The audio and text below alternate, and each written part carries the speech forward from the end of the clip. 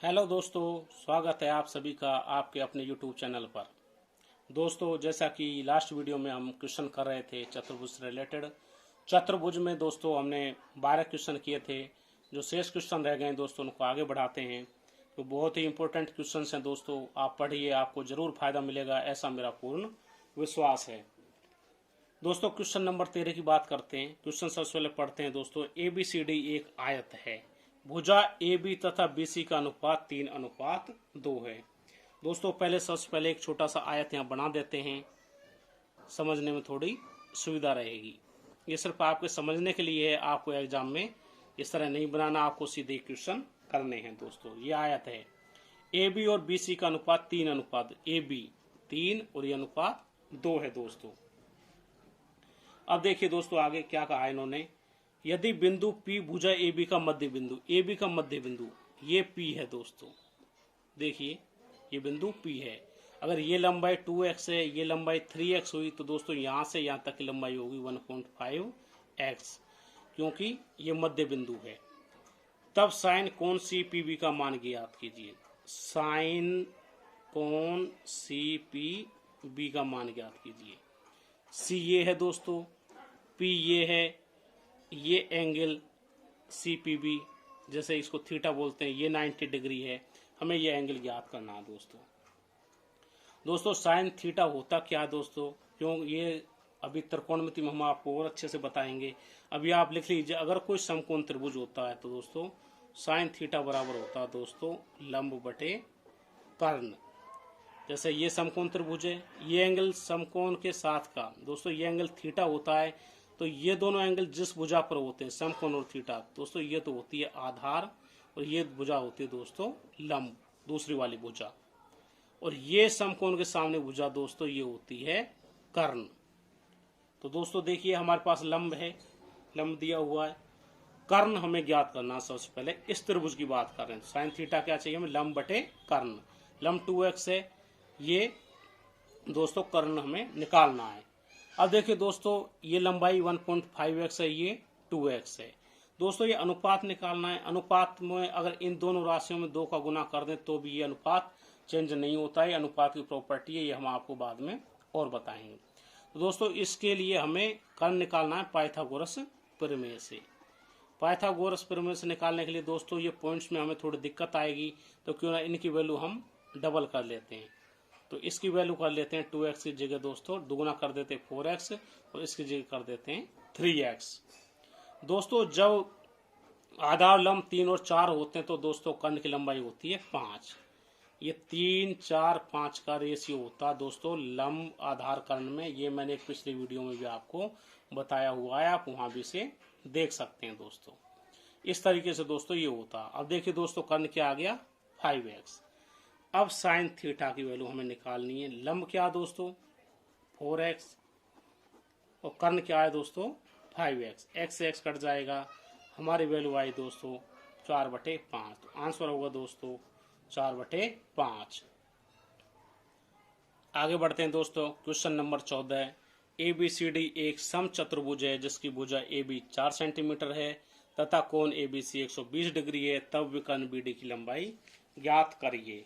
दोस्तों BD की लंबाई सबसे पहले चतुर्भुज बनाते हैं। समचतुर्भुज है तो समचतुर्भुज का दोस्तों आप जानते हैं समचतुर्भुज की चारों भुजाओं की लंबाई बराबर होती है। ये आपका समचतुर्भुज दोस्तों ABCD, जिसमें दिया दोस्तों AB 4 सेंटीमीटर, AB 4 है।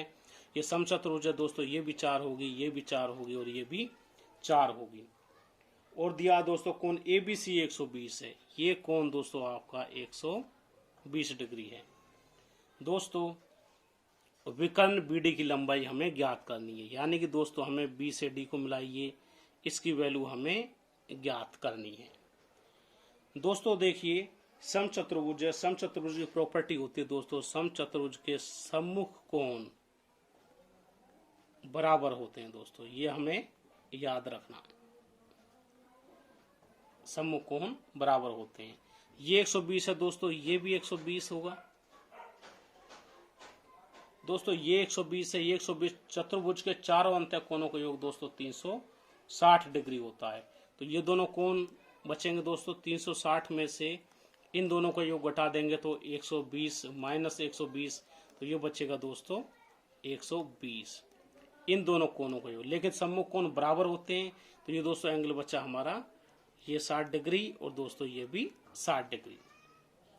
अब दोस्तों केवल इसकी बात करते हैं, केवल इस पर ध्यान दीजिए। इस त्रिभुज पर ये एंगल 60 डिग्री है दोस्तों, ये भुजा 4 है, ये भुजा 4 है। अगर दोनों भुजाओं की लंबाई बराबर है तो दोस्तों त्रिभुज की प्रॉपर्टी मैंने एक वीडियो में भी बताई थी कि सामने वाली भुजा पर एक बराबर एंगल बनाते हैं। ये 4 है, ये 4 है, तो दोस्तों ये बराबर एंगल बनाएंगे। त्रिभुज के तीनों अंतः कोणों का योग 180 होता है, तो 60 दोस्तों ये हो गया। ये दोनों भी दोस्तों हमारे पास में 60 होंगे और ये भी 60 होंगे। अब दोस्तों इस त्रिभुज को देखिए, त्रिभुज हमारे पास कुछ इस तरह का हो गया, ABD। ये भी दोस्तों 60, ये भी 60 और ये भी 60। ये 4 है दोस्तों, ये 4 है दोस्तों। ये समबाहु त्रिभुज हो गया, क्योंकि समबाहु त्रिभुज के ही तीनों कोण 60-60 डिग्री के होते। समबाहु है तो ये 4 है, 4 दोस्तों, ये भी 4 होगी। ये क्या दोस्तों, विकर्ण BD की लंबाई। तो इस तरह हमारे पास दोस्तों विकर्ण BD की लंबाई आई 4 सेंटीमीटर। तो हमारा आंसर होगा दोस्तों A। नेक्स्ट क्वेश्चन नंबर 15 दोस्तों, यदि किसी वर्ग की भुजा को 25% बढ़ा दिया जाए तो क्षेत्रफल कितना बढ़ जाएगा। दोस्तों वर्ग है, वर्ग की चारों भुजाएं बराबर होती हैं दोस्तों।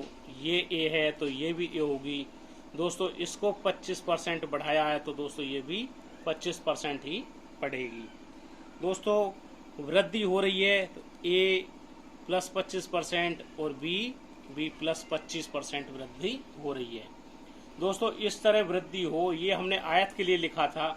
ये वर्ग है तो वर्ग में भी दोस्तों लंबाई चौड़ाई ये मान के सेम होती है तो सेम मानेंगे।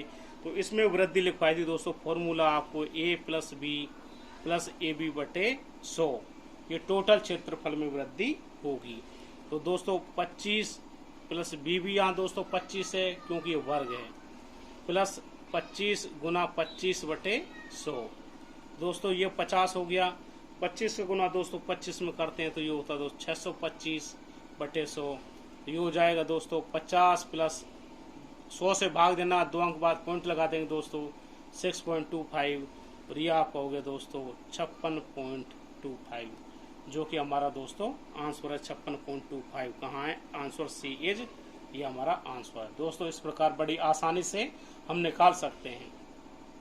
क्वेश्चन नंबर 16 दोस्तों दिया गया है, एक वर्ग और एक समबाहु त्रिभुज एक ही आधार पर बनाए गए हैं।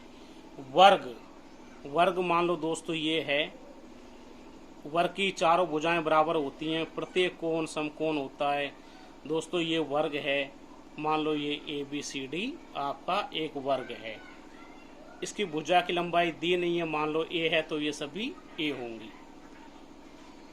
एक ही आधार है दोस्तों, ये आधार है, इस पर ही एक बनाया गया दोस्तों समबाहु त्रिभुज। समबाहु त्रिभुज की ये A है दोस्तों, A लंबाई की हमें यहाँ पे इस तरह से ये A, ये भी A और मान लो ये बिंदु E है। इस तरह से दोस्तों ये होगा समबाहु त्रिभुज। ये वाला समबाहु त्रिभुज होगा, मैं डॉट डॉट डॉट कर देता हूँ, और ये होगा दोस्तों वर्ग बाहर वाला। इन दोनों के क्षेत्रफलों का अनुपात, वर्ग के क्षेत्रफल का अनुपात इंटू समबाहु त्रिभुज के क्षेत्रफल का। दोस्तों वर्ग का क्षेत्रफल क्या होता है, अगर भुजा A हो तो इसका क्षेत्रफल होता है A स्क्वायर। समबाहु त्रिभुज का क्या होता है दोस्तों, फॉर्मूला लिखा है √3/4 into A square. A square से दोस्तों A स्क्वायर कट जाएगा, यहाँ 1 रहेगा, इसको इधर ले आएंगे तो दोस्तों 4 इंटू √3, ये दोस्तों हमारा अनुपात आ जाएगा। बड़ी आसानी से निकाल सकते हो दोस्तों। हमारा आंसर हुआ 4√3, answer B is correct answer. आगे बढ़ते हैं दोस्तों, क्वेश्चन नंबर 17 की बात करते हैं। एक वर्ग की परिमाप एक आयत के बराबर है दोस्तों। एक वर्ग है और एक आयत है, इन दोनों की परिमाप बराबर है। उस आयत की, इस आयत की लंबाई ये L, आयत की लंबाई L कितनी है दोस्तों 48, उसकी चौड़ाई कितनी गुनी है। अगर चौड़ाई b है, इस b से ये 3 गुनी है दोस्तों, यानी b बराबर क्या होगा 1/3l, इसका तिहाई होगा। वर्ग का क्षेत्रफल ज्ञात करो। ये हमें दिया हुआ है, इसका क्षेत्रफल हमें ज्ञात करना है दोस्तों। इसका क्षेत्रफल ज्ञात करने के लिए आप जानते हो हमें इसकी भुजा की जरूरत पड़ेगी।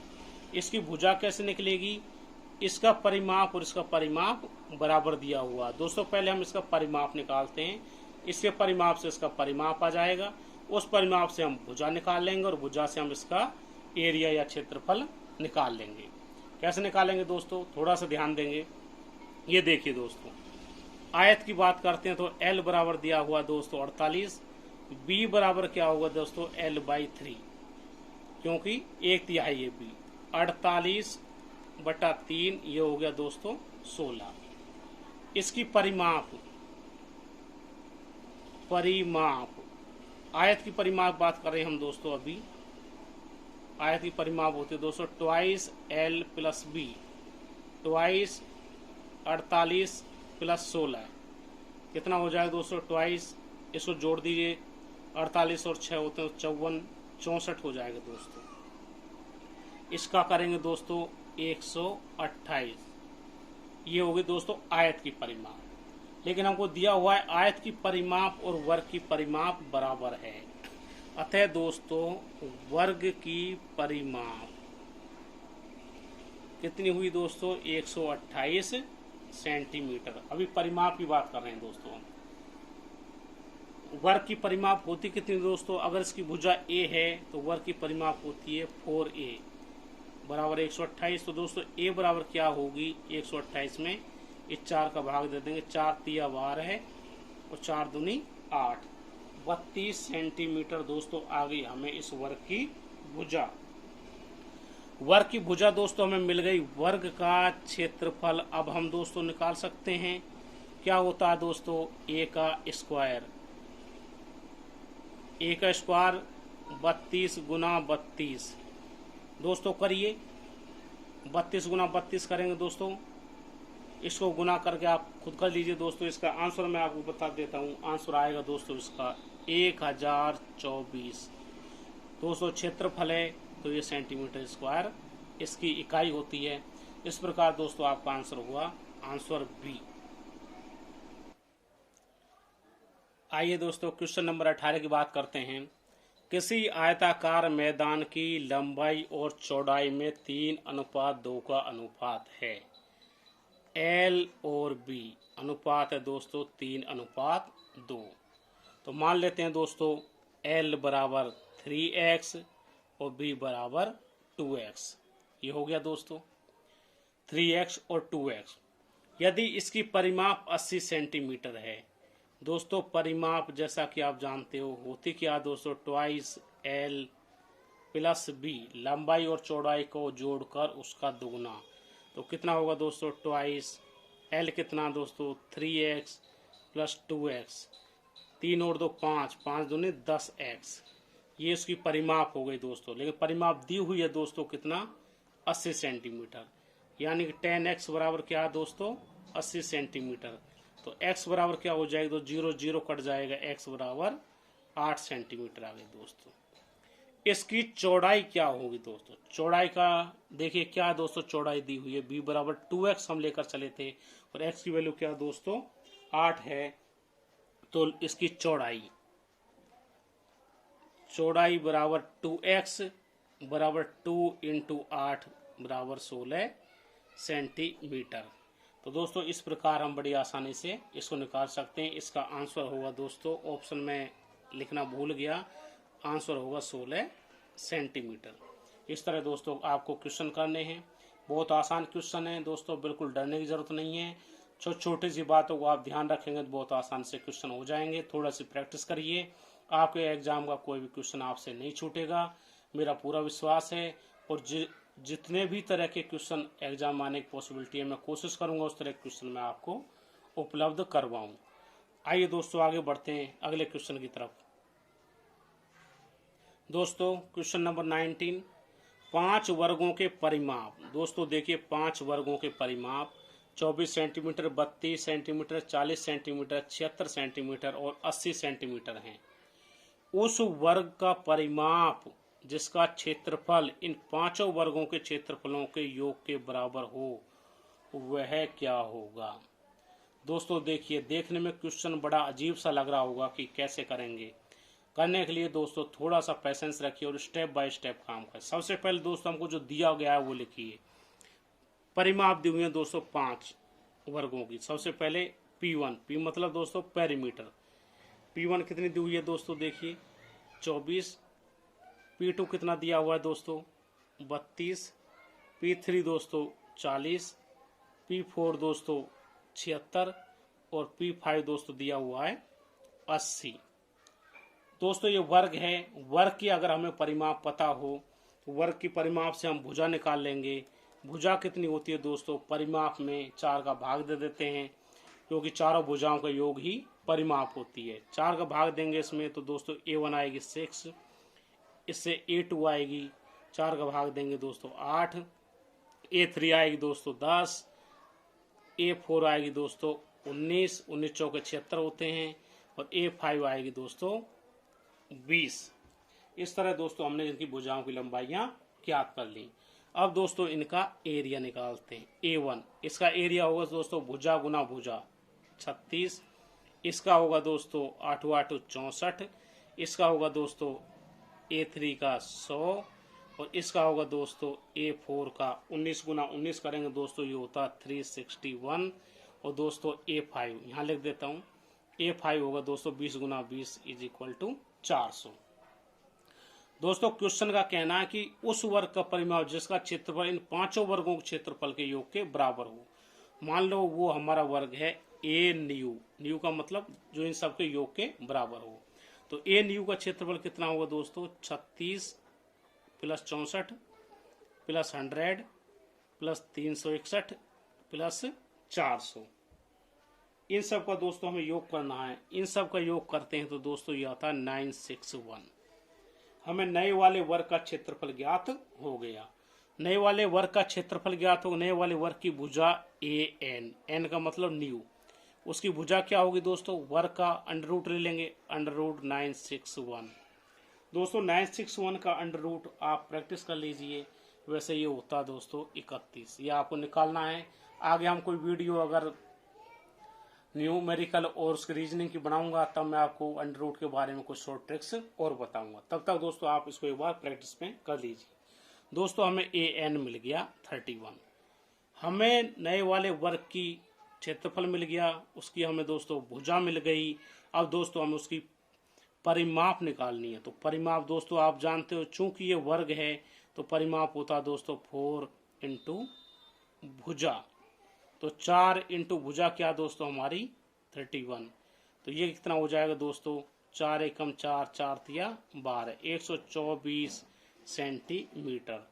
तो देखा दोस्तों कुछ भी नहीं था क्वेश्चन में। थोड़ी सी आप अगर प्रैक्टिस करोगे, थोड़ा सा अगर ध्यान दोगे, छोटी छोटी चीजें ध्यान रखने के दोस्तों बहुत आसानी से आप क्वेश्चन कर पाओगे। इस तरह दोस्तों आपका आंसर देखिए, ऑप्शन C आपका सही आंसर है।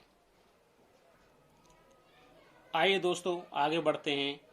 चक्रीय चतुर्भुज के लिए सत्य कथन है। दोस्तों इस क्वेश्चन में कैलकुलेशन नहीं है, लेकिन दोस्तों कई क्वेश्चन में इस तरह के क्वेश्चन पूछे जाते हैं कई एग्जाम्स में। हमें इस तरह क्वेश्चन पर भी ध्यान देना चाहिए। जैसे कि दोस्तों इसमें दिया है कि सत्य कथन क्या है, ये हमें पूछना है। दोस्तों कई बार एग्जाम में गलती होती है, हमें बहुत ही सावधानी से पहले प्रश्न को पढ़ना है, उसके बाद हमें ऑप्शंस के ऊपर जाना है। कई बार दोस्तों इसमें सत्य कथन की जगह दोस्तों असत्य लिख देता है, तो इसलिए हमें वो चीज भी ध्यान रखनी, उससे हमारा क्वेश्चन गलत हो सकता है। या इसमें आगे नहीं लिख देता, सत्य कथन नहीं है, तो हमें ये बहुत ही ध्यान से और तसल्ली से पहले प्रश्न पढ़ना है। क्योंकि दोस्तों कई बार क्वेश्चन हमसे बहुत अच्छे से आता है, लेकिन हम प्रश्न को जल्दबाजी में पढ़ने में लापरवाही कर देते और हमारा क्वेश्चन गलत हो जाता है। ये भी हमें बहुत ध्यान रखना है। चक्रीय चतुर्भुज के लिए सत्य कथन। दोस्तों चक्रीय चतुर्भुज के सम्मुख कोण पूरक कोण होते हैं। तो दोस्तों चक्रीय चतुर्भुज के बारे में मैंने आपको बताया था। चक्रीय चतुर्भुज के जो सम्मुख कोण होते हैं दोस्तों, सम्मुख कोण वो क्या होते हैं दोस्तों, संपूरक कोण होते हैं। समपूरक कोण होते हैं। अब दोस्तों समपूरक और पूरक वैसे मैंने आपको बताया, आप मेरे पुराने वीडियो देख सकते हैं, फिर भी मैं आपको बता देता हूँ।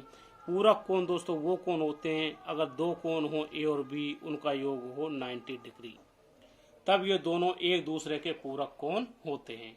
समपूरक कोण का मतलब होता है दोस्तों अगर दो कोण ए और बी हों, अगर उनका योग हो 180 डिग्री, 180 डिग्री, या इसको हम बोल देते हैं दो समकोण के बराबर हो, तो ये होते हैं दोस्तों समपूरक। ए बी का समपूरक, बी ए का समपूरक। तो दोस्तों समपूरक कोण होते हैं सम्मुख कोण। चक्रीय चतुर्भुज के सम्मुख कोण समपूरक कोण होते हैं। ये स्टेटमेंट हमारा सत्य स्टेटमेंट है, सत्य कथन है। फिर भी हम आगे के देखते हैं दोस्तों। ये मैंने लगा रखी है, इसका मतलब ये कि यहाँ तक की जो लाइन है वो पहली वाली है, इसका मतलब होता है पहले जो लिखा है वही। चक्रीय चतुर्भुज यहाँ जैसे लिखा है सम्मुख कोण, चक्रीय चतुर्भुज के सम्मुख कोण बराबर होते हैं? नहीं दोस्तों, हमेशा जरूरी नहीं है, पूरक कोण नहीं होते हैं। एक कोण वृत्त कोण होता है दोस्तों, वृत्त कोण भी नहीं होता है।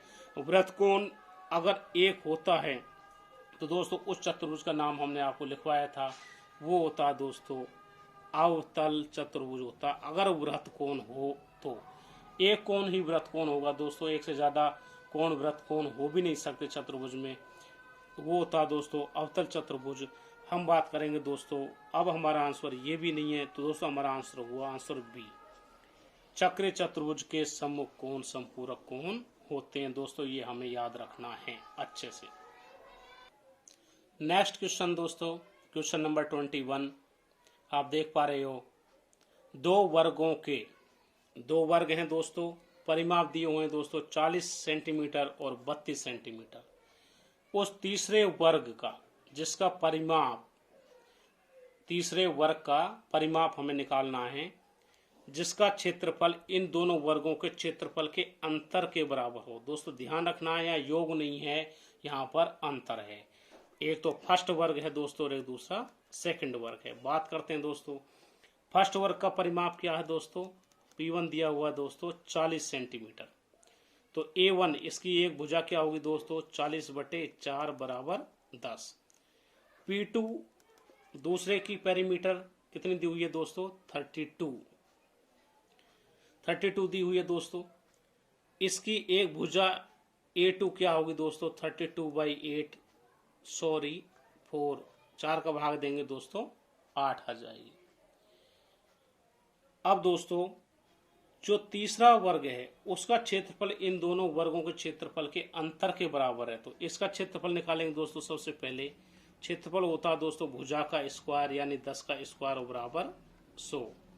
ऐसे दोस्तों इसका क्षेत्रफल निकालेंगे 8 का स्क्वायर बराबर दोस्तों 64। इन दोनों को अंतर होगा जो तीसरा वर्ग है जो दोस्तों यानी कि A3, इसका एरिया कितना दोस्तों, इन दोनों का अंतर 100 - 64 कितना बचेगा दोस्तों, इसको निकालिए दोस्तों, ये बचेगा 36। हमें परिमाप निकालनी है तीसरे वर्ग की। इसकी परिमाप निकालने के लिए दोस्तों पहले हमें भुजा निकालनी पड़ेगी। मान लो इसकी भुजा A3 है तो भुजा होती है दोस्तों √ क्षेत्रफल 36 है तो भुजा आ गई दोस्तों 6 सेंटीमीटर। अब दोस्तों निकालनी है हम इसकी परिमाप यानी P3 परिमाप होती है दोस्तों, अभी कई क्वेश्चन में कर चुके हैं हम 4 × भुजा दोस्तों 4 × 6 बराबर 24 सेंटीमीटर। तो दोस्तों इस तरह हम बड़ी आसानी से क्वेश्चन कर सकते हैं दोस्तों। इस तरह क्वेश्चन से एग्जाम में पूछे जाते हैं, बार बार पूछे जाते हैं, बहुत सारे एग्जाम्स में क्वेश्चन पूछे जाते हैं दोस्तों। थोड़ा प्रैक्टिस करिए, समझिए, आप कर सकते हैं, बहुत अच्छे से कर सकते हैं। तो हमारा आंसर हुआ दोस्तों 24, ऑप्शन डी।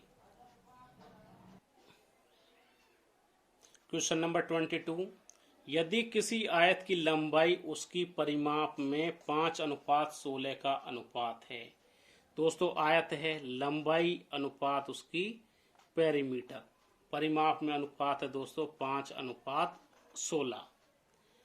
या दोस्तों ऐसा कहें L पेरीमीटर होती है दोस्तों 2L + B बराबर है दोस्तों 5:16।